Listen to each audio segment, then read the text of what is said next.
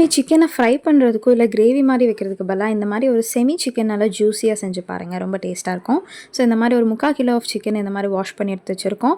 இதில் வந்து gram flower கடலை மாவு ஒரு 3 டேபிள் ஸ்பூன், பின்ன கர்ட் ஒரு 4 டேபிள் ஸ்பூன், சால்ட்டு கொஞ்சமாக போட்டு நல்லா ஃபுல்லாக மிக்சிங் பண்ணி கொடுங்க. நல்லா மிக்சிங் ஆக்கி கொடுத்தோன்னே இது ஒரு ½ அன் ஹவர் போல் இந்த மாதிரி சாஃப்டாக நம்ம வந்து மேரினேட் பண்ணி வச்சுக்கலாம்.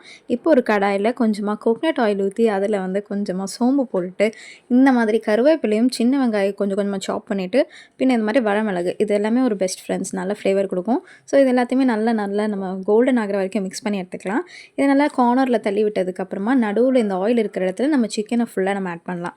ஃபுல்லாக நம்ம சிக்கனை ஸ்ப்ரெட் பண்ணி விட்டுட்டு இது நல்லா மிக்சிங் பண்ணி கொடுங்க.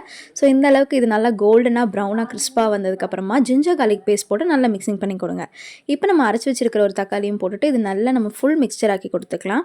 தக்காளி நல்லா வதங்கும் போது நமக்கு வந்து இந்த மாதிரி மல்லிப்பொடி ஒரு டேபிள் ஸ்பூன், ½ டேபிள் ஸ்பூன் மிளகு பொடி, கொஞ்சமாக சில்லி சாஸ், அப்புறம் கொஞ்சமாக சோயா சாஸ் போட்டுட்டு இது நல்லா நமக்கு ஃபுல் மிக்சர் ஆக்கி செட் ஆக்கி கொடுக்கலாம். இப்போ இது கூட வந்து இது நல்லா செட் ஆன உடனே கொஞ்சமாக நம்ம வந்து பெப்பர் பவுடர் ஆட் பண்ணிவிட்டு இது மூடி வச்சு எடுத்துடலாம்.